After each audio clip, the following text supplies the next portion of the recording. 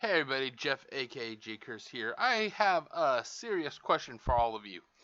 Who here likes mysteries where the criminals are able to actually outsmart the police and they were never apprehended after stealing over $2 million? Who is interested in the metaphysical ideologies of death and what happens after death? Are you into happy endings where people can get some money from give money to their descendants? What about a murder mystery? If any of these fascinate your little boner for the unsolved mysteries, god damn it, I just fucked it all over again. Fuck it, I'm not gonna cut it. I'm just gonna keep on talking.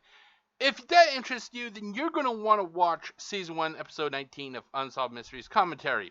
In this episode, I am covering Unsolved Mysteries Season 1, Episode 19. Kind of weird, isn't that? Season 1, Episode 19, Season 1, Episode... it's like I fucking planned that. Who would have thought?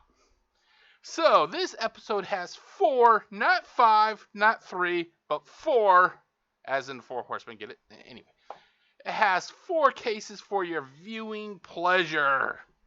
The first segment of the evening would be, or is, the case of the Burrowing Burglars. Basically, what we have is in 1987, I think it was, some people actually were smart and they dug into a fucking bank.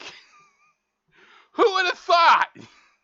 All the criminals in this world just goes through the front door with a shotgun, something out of the Dark Knight. Give me your fucking money.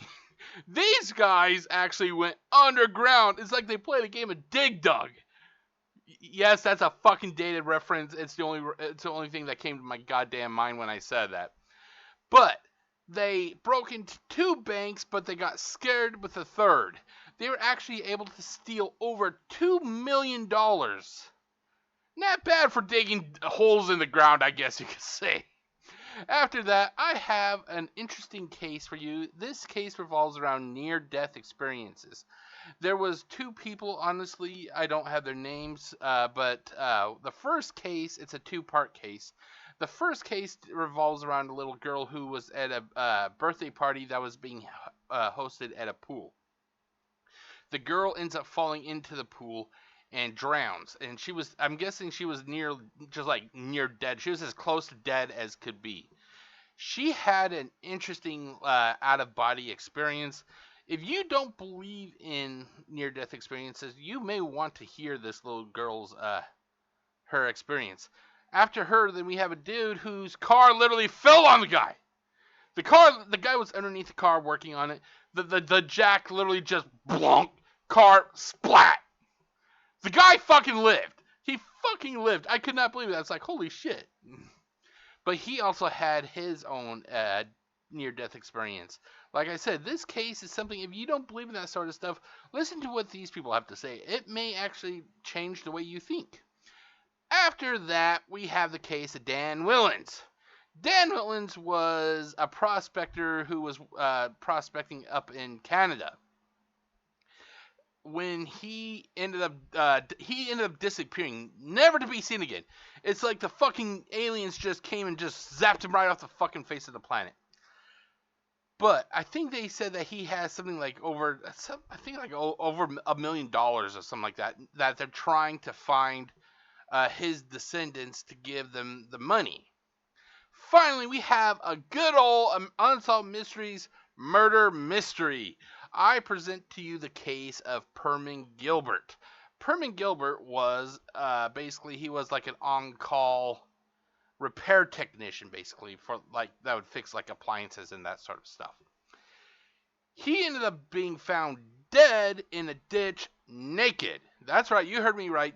Found dead in a ditch naked. There are 4 theories about what led him to this sad outcome. The first theory was that he actually owned his own little plane that he would fly. Rumors are that drug runners were asking him to deliver drugs for them. He said no. And they were like, well, fuck it. He said no. He knows about us. Kill the motherfucker. The second theory was that basically his brother, apparently he was testifying against some real bad dudes, like some organized crime fellows, and they killed Perman as a message to the brother.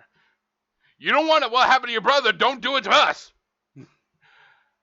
The third theory is that because of the fact that Perman would go from house to house, town to town, whatnot, that he actually may have been having an affair with a customer, and that lady, her husband, came in, found the repair guy literally doing some repair work of his own, if you know what I mean, and the guy got pissed and killed Perman.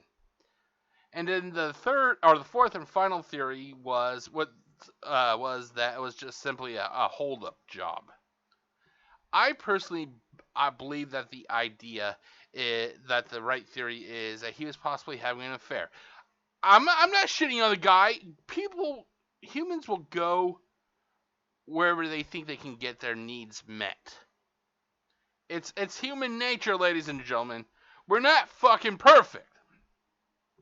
Anyway, that is it. That you can see all these awesome cases in the links below.